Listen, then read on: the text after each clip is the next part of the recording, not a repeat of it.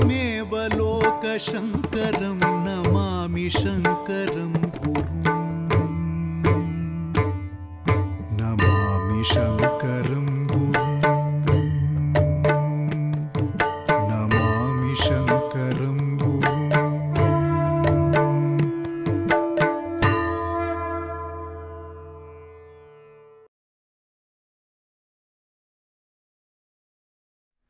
जय जय चिन्मुद्रकरे जय जय शृङ्गाद्रिविहरणव्यग्रे जय जय पद्मजजाये जय जय जगदम्ब शारदे सदये सदाशिवसमारम्भां शङ्कराचार्यमध्यमाम् अस्मदाचार्यपर्यन्तां वन्दे गुरुपरम्पराम्। ఉభయ జగద్గురువుల పాదపద్మములకు సభక్తి శ్రద్ధంగా ప్రణామాలను సమర్పించుకుంటూ ముందు సంచికలో మనము ప్రారంభించుకున్న కమలజదయితాష్టక వ్యాఖ్యలో మనం ఈరోజు రెండో శ్లోకంలోకి ప్రవేశిస్తున్నాము. ఈ శ్లోకంలో 33వ జగద్గురువులైన శ్రీ సచ్చిదానంద శివాభినవ నృసింహభారతి మహాస్వామి వారు శారదాంబ శృంగేరిలో నెలకొన్న వైనాన్ని, ఆ ఆవశ్యకతను, ఆ విధిని వర్ణిస్తున్నారు. కళ్యాదో పార్వతీశః ప్రవరసురగణ ప్రార్థితః శ్రౌతవర్తమ ప్రాబల్యన్నేతుకామః యతివర వపుషాగత్య యాం శృంగశైలే సంస్థాప్య అర్చాం ప్రచక్రే బహువిధనుతిభిః సా త్వమింద్వర్ధచూడ విద్యాం శుద్ధాంచ బుద్ధిం కమలజదయితే సత్వరం దేహి మహ్యం. మనం క్రితం సార్ అనుకున్నట్టుగా ఈ 4వ పాదంలో, ఈ మకుటంలో ఈ శుద్ధమైన విద్యను, శుద్ధమైన మనస్సును కోరుకున్నట్లుగా మనం చెప్పుకున్నాము.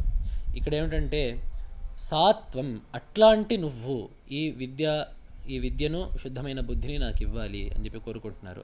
ఎట్లాంటి నువ్వు అంటే ఆ కథ మొదలు పెడుతున్నారు జగద్గురువులు. కళ్యాదౌ, కలి ప్రారంభంలో, పార్వతీశ పరమేశ్వరుడు, ప్రవర సురగణ ప్రార్థిత దేవతాగణములచే ప్రార్థింపబడినవాడే, శ్రౌతవర్త్మ వేద మార్గమును ప్రాబల్యన్నేతుకామ మరల ప్రచారంలోకి తీసుకురావడానికి, మరల ప్రచురం చేయడానికి, మరల ప్రబలం చేయడానికి, యతివర వపుష ఒక యతిశ్రేష్ఠుల యొక్క రూపంలో వచ్చి, ఆగత్య వచ్చి, యాం శృంగశైలే సంస్థాప్య ఏ దేవతను శృంగేరిలో సంస్థాపించి అర్చించారో, అర్చాం ప్రచక్రే అర్చనలను చేశారో, ఎట్లాగా బహువిధ నుతిభిః రకరకాల స్తోత్రాల చేత ఏ దేవినైతే భగవత్పాదులు నుతించారో అట్లాంటి సాత్వం, అట్లాంటి నీవు, ఇంద్వర్ధచూడ శిరస్సు మీద చంద్రరేఖ ధరించిన ఓ తల్లి, అట్లాంటి నువ్వు, విద్యాం శుద్ధాంచ బుద్ధిం ఆ శుద్ధ విద్యను, శుద్ధ బుద్ధిని నాకు ఇవ్వాలి అని. ఇక్కడ సంక్షిప్తంగా అమ్మవారు శృంగేరిలో స్థాపింపబడిన ఆ కథను మాత్రమే వర్ణించకుండా ఒక రకంగా జగద్గురువులైన భగవత్పాదుల యొక్క చరిత్ర కూడా దీంట్లో వచ్చినట్లయింది. కళ్యాదో, ద్వాపరయుగం అయిపోయింది, కలియుగం ప్రారంభమైంది. క్రమక్రమంగా జనుల్లో ధర్మశ్రద్ధ తగ్గింది, నాస్తిక మతాలు ప్రబలాలయ్యాయి, వేదమతం క్షీణమైంది. ఉన్న వేదమతాలు కూడా, వైదికమైన మతాలు కూడా పరస్పర కలహాలను ప్రారంభించుకున్నాయి. తామసికమైన ఆచారాలు ఉన్న ఆచారాల్లో కలిసిపోయాయి. జనులు ఒక అజ్ఞాన పరిస్థితిలో ఉండగా అప్పుడు దేవతలు పరమేశ్వరుడిని ప్రార్థించారు. లోకం చెడిపోతే దేవతలకేమి అవసరం అని చెప్పంటే, దేవాన్ భావయతానేన తే దేవా భావయంతువః పరస్పరం భావయంత శ్రేయఃపరమవాప్స్యథ అని, అలాగే ఇష్టాన్ భోగాన్ హి వో దేవాః దాస్యంతే యజ్ఞభావితాః అని మనకి గీతలో చెప్పబడుతుంది. దేవలోకానికి మనుష్యలోకానికి ఒక అవినాభావ సంబంధం ఉంది. మనుష్యలోకము ధర్మాన్ని ఆచరిస్తే దేవలోకము పుష్టిగా ఉంటుంది. దేవలోకము పుష్టిగా ఉంటే మనుష్యలోకాన్ని వారు పోషిస్తూ ఉంటారు. ఉదాహరణకి యజ్ఞాల ద్వారా ఇంద్రుడికి యాగాన్ని చేస్తే ఇంద్రుడు కాలంలో వర్షాన్ని కురిపిస్తాడు. అప్పుడు ఈ రకంగా దేవతలకు కావలసిన హవిస్సులు అందుతాయి, మనుష్యలోకానికి కావలసిన సస్య సమృద్ధి చెందుతుంది.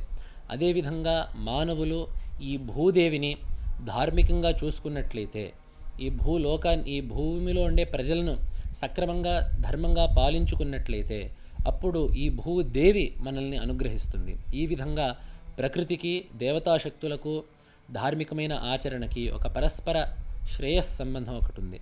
కాబట్టి ఇట్లా భూలోకంలో ధర్మము తప్పగా దేవతలకు ఇబ్బంది అయ్యి వాళ్ళు కథం క్రతుభుజో వయం అని చెప్పి అన్నారు. మేము శంకర దిగ్విజయంలో అంటారు, కథం క్రతుభుజో వయం, కథం యజ్ఞా ప్రవర్తేరన్, కథం క్రతుభుజో వయం అని చెప్పి అంటారు. యజ్ఞాలు లేకపోతే మేము అక్కడుండే ఆహుతుల్ని మేము ఎలా స్వీకరిస్తాము, మేము ఎలా జీవిస్తాము అని చెప్పి దేవతలు అంటారు భగవంతుడితో. కాబట్టి ఆ దేవతల యొక్క మొరను ఆలకించి అదేవిధంగా శ్రౌతవర్త్మ ప్రాబల్యం నేతు కామః, వైదిక మార్గాన్ని ప్రచారంలోకి మళ్ళీ తీసుకురావాలి. నాస్తిక మతాల యొక్క ఔద్ధత్యాన్ని తగ్గించి ఆ వేద మతాలలో ఉండే ఆ పరస్పర కలహాన్ని తగ్గించి ఆ వైదిక మార్గం యొక్క యథార్థ స్వరూపానికి లోకానికి ఆ యథార్థ స్వరూపాన్ని లోకానికి తెలియజేయాలి అనే ఉద్దేశ్యంతో పరమశివుడు కాలటిలో 12 శతమానాల పూర్వము శంకర నామధేయాన్ని ధరించి ఆర్యాంబ శివగురువుల యొక్క సంతానంగా ఆ పరమేశ్వరుడు జన్మించాడు. ఈ కథని మనం సవిస్తరంగా అక్కడ శంకర దిగ్విజయం చెప్పుకున్నప్పుడు చెప్పుకుందాము. కానీ ఇక్కడ తెలుసుకోవాల్సింది ఏమిటంటే భగవత్పాదుల యొక్క లక్ష్యము శ్రౌతవర్త్మ ప్రాబల్యము. వేద మార్గం పరిపుష్టంగా ఉంటే ధర్మము లోకంలో వర్ధిల్లుతుంది. ధర్మం లోకంలో వర్ధిల్లిందంటే దేవతలు సంతోషించి మనల్ని అనుగ్రహించి ఈ లోకాన్ని పోషిస్తుంటారు. లోకం పోషించబడినట్లయితే ఈ లోకంలో ఉండే ప్రతి ఒక్కరూ సంతోషంగా ఉంటారు. అదే సర్వే జనా సుఖినో భవంతు అని చెప్పి మనం ప్రతి కార్యక్రమంలోనూ ప్రతిరోజు మనం చెప్పుకునే నినాదానికి అర్థము. కాబట్టి ఈ వైదిక మార్గ ఉద్ధారణలో ఇది ఒక భాగం. ఈ ధర్మ ప్రచారము భగవత్పాదులు ఎన్నో దగ్గరలా ఈ తామసిక ఆచారాలని నివారించారు. చాలా దగ్గరలా చాలా తీవ్ర స్వరూపంగా ఉండే దేవతల యొక్క ఆ క్రోధాన్ని తగ్గించారు. అలాగే కొన్ని దగ్గరలో అసలు పూర్తిగా లోపించిన దేవతా రూపాలని మరల ప్రతిష్ఠించారు. మనకి ప్రసిద్ధంగా పురాణంలోని కథ వస్తుంది, అలాగే లోకంలోనూ ఈ కథ ఉంది. ప్రామాణికమైన కథే ఇది. భగవత్పాదులు బదరికాశ్రమానికి వెళ్ళినప్పుడు అక్కడ నారాయణుడు ప్రతిష్ఠించి ఉన్న చోటు ఖాళీగా ఉండింది. ఇక్కడ ఏమిటి, ఇక్కడ విగ్రహం ఎక్కడుంది అని చెప్పి అచ్చటి వారిని అక్కడ ప్రాంతీయులను అడిగితే వారు చెప్పారు, ఈ నాస్తికుల యొక్క దండయాత్రల్లో, నాస్తికుల యొక్క దాడుల్లో ఆ విగ్రహాన్ని వాళ్ళు పెకలించి, ఎంతో దుర్మార్గంగా వాళ్ళు పెకలించి ఈ పక్కన ఎంతో లోతుగా మరియు ఈ ఎముకల్ని కరిచే చలితో ఉన్న ఒక కోనేటిలో పడేశారు దాన్ని.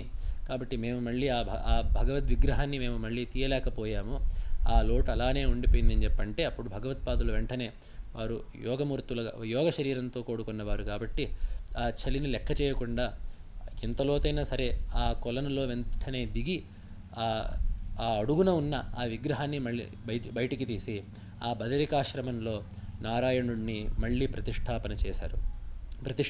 ప్రతిష్ఠించారు భగవత్పాదులు. కాబట్టి ఈ విధంగా కొన్ని దగ్గరలా లోపించిన దేవతా సాన్నిధ్యాలను సంస్కరిస్తూ కంచిలో అక్కడ అమ్మవారి యొక్క ఆలయంలో ఎన్నో తామసాచారాలు అంటే భగవత్పాదులు ఆ కంచికి వచ్చినప్పుడు అక్కడ ఎన్నో తామసాచారాలు కలిసిపోయి ఉన్నాయి అక్కడ. కాబట్టి భగవత్పాదులు అక్కడ ఆ తామసాచారాలను తొలగించి సాత్వికాచారాలను నెలకొల్పినట్టు మనకి శంకర దిగ్విజయంలో ఉంది. కాబట్టి భగవత్పాదులు అక్కడ ఒక దేవాలయాన్ని కట్టేసి ఇంకా మళ్ళీ యాత్రకు వెళ్ళిపోయారు. వారు కంచికి వచ్చారు, అక్కడ ఆ తామసికాచారాలను తొలగించారు, ఒక దేవాలయాన్ని కట్టించారు, వెళ్ళిపోయారు. కాబట్టి ఆ విధంగా అట్లా వచ్చి వెళ్ళిపోయిన క్షేత్రాల్లో కూడా భగవత్పాదులు అక్కడ ఉన్న దేవతకి ఎంతో సేవ చేసి అక్కడ ఉండే దేవతా వ్యవస్థను భగవత్పాదులు చక్కగా తీర్చిదిద్దారు. అదేవిధంగా ఇట్లా ఎన్నో ఐతిహ్యాలు ఉన్నాయి. కాబట్టి ఒక విధంగా ఇదంతా ధార్మికమైన సంస్కరణ భగవత్పాదులు చేసింది. ఇంకో విధంగా భగవత్పాదులు చేసింది తాత్వికమైన సంస్కరణ. ఎన్నో దర్శనాలు ఉన్నాయి మనకి, ఆ దర్శనాలు దారి తప్పాయి. తర్కశాస్త్రము కేవల తర్కమైపోయి అసలు వేదాన్ని పెద్దగా పట్టించుకోకుండా ఏదేదో చెప్పేసుకుంటూ ఉపనిషత్ ప్రమాణాన్ని సరిగ్గా అర్థం చేసుకోకుండా తర్కశాస్త్రం దాని దారిలో అది పోతూ ఉండింది. మీమాంసా శాస్త్రము ఎంతో గౌరవనీయమైన శాస్త్రము, వేద రక్షార్థము ప్రవర్తించిన శాస్త్రము. దాని ద్వారా వేదం యొక్క అర్థం చక్కగా నిర్ణయింపబడుతుంది. కానీ అది పూర్వకాండకి, వేదంలో కర్మకాండకి మాత్రమే పరిమితం అయిపోయింది. అసలు ఆ జ్ఞానకాండకు అర్థమే లేదు అనే వాదం ఒకటి మొదలైంది. ఆ జ్ఞానకాండతో ప్రయోజనమే లేదు, అసలు అర్థమే లేదు అనే ఒక వాదన బయలుదేరింది ఆ రోజుల్లో ఆ మీమాంస వల్ల. కాబట్టి అట్లాంటి మీమాంస కూడా దారి తప్పింది. ఈ విధంగా ఎన్నెన్నో దర్శనాలు వాటి యొక్క హద్దును మీరియో లేదా వేదాంతాన్ని కించపరిచయో ఏదో ఒక విధంగా అవి దారి తప్పి ఉన్నాయి. భగవత్పాదులు వాటిలన్నిటినీ యథార్హంగా ఖండించి మళ్ళీ వాటి యొక్క ఉపయోగాన్ని కూడా చూపించారు. తర్కాన్ని ఖండించి తర్కం యొక్క ఉపయోగాన్ని చూపించారు, మీమాంసను ఖండించి మీమాంస యొక్క ఉపయోగాన్ని కూడా చూపించారు. ఇది ఒక తాత్వికమైన సంస్కరణ. ఈ అన్ని విధాలుగా ఈ విధంగా ఎన్నో భాష్యాలు రాసి గ్రంథాలు రాసి, ఇవన్నీ కూడా మనం సవిస్తరంగా ఎదట చెప్పుకుందాము. ఎన్నో గ్రంథాలు ఈ విధంగా రాసి ఎన్నో ధార్మిక సంస్కరణల్ని చేసి పంచాయతన దేవతా పూజలు వంటి ఈ పూజా విధానాలను కూడా ప్రవేశపెట్టి భగవత్పాదులు లోకంలో ఉండే ఎంతోమంది ఆస్తికులకు అనుగ్రహం చేశారు.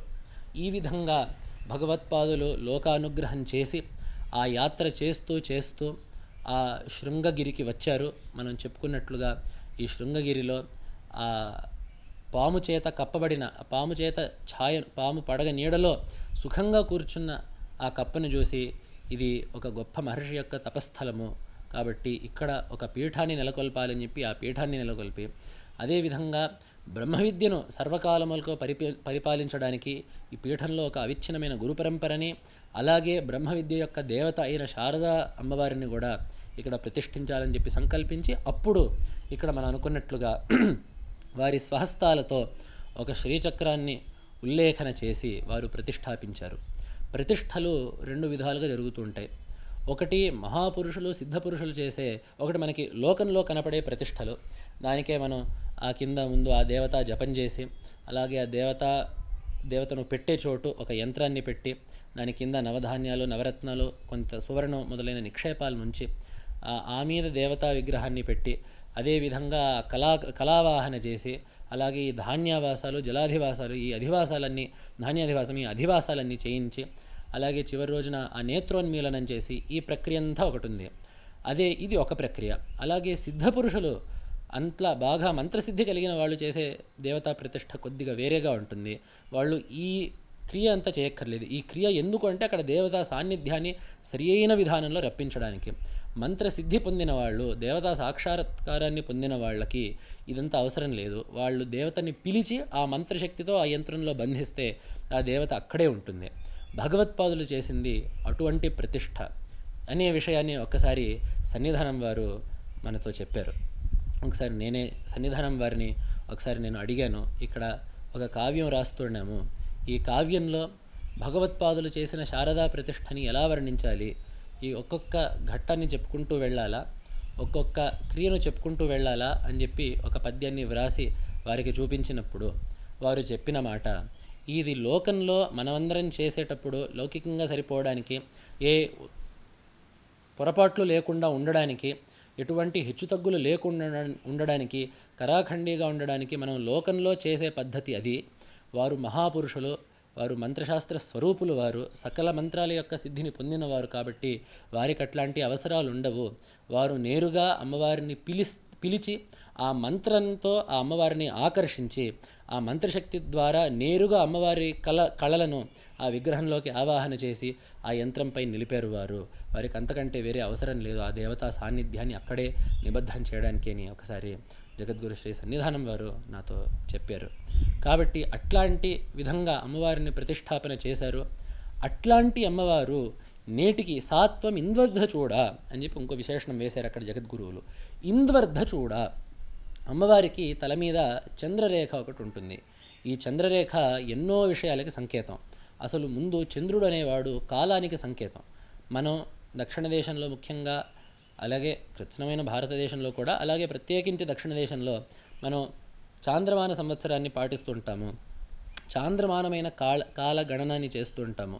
చంద్రుడి యొక్క హెచ్చు తగ్గులైన పక్షాల ప్రకారము ఆ తిథుల ప్రకారమే మనం కాలాన్ని లెక్కబెడుతుంటాం. ఈ వారాలు 7 వారాలు అనేవి మనకి రోజువారీ లెక్కల్లో ఉండడం అనేది ఈ మొన్నట్ల వరకు వచ్చింది. ఈ వారం చేస్తాను, ఈ వారం చేస్తాను ఈ పని, ఈ ముందు వారంలో చేస్తాను ఈ పని అనే వ్యవహారము ఈ మధ్య కాలంలో వచ్చింది. భూతకాలంలో, ఈ గతకాలంలో అయితే ప్రాచీన కాలంలో ఈ పక్షం ఈ పని చేద్దాము, ఈ పై పక్షం ఈ పని చేద్దాము, పూర్వపక్షం ఈ ముందు పక్షంలో ఈ పని అయింది, ఇట్లాంటి వ్యవహారమే ఉండేది. సాంప్రదాయకులు నేటికి ఇట్లానే వ్యవహరిస్తూ ఉంటారు. కాబట్టి ఈ చంద్రుడిని పెట్టుకొని ఈ పక్షాలు మాసాలు ఋతువులు, 2 పక్షాలు 1 మాసము, 2 ఋతువులు 2 మాసాలు 1 ఋతువు, ఇట్లా ఈ విధంగా వెళ్తూ ఈ కాలం యొక్క స్వరూపం అంతా చంద్రుడి మీద ఆధారపడింది. కాబట్టి చంద్రుడు కాలానికి సంకేతం. ఆ మారని చంద్రరేఖని శిరస్సు మీద పెట్టుకోవడం వల్ల ఆ చంద్రుడు, ఆ చంద్రధారణ అనేది కాలాతీతత్వానికి సంకేతం. ఈ కాలంలో ఉండే మార్పులు పరమాత్మ యందు లేవు అనడానికి అది ఒక నిదర్శనం.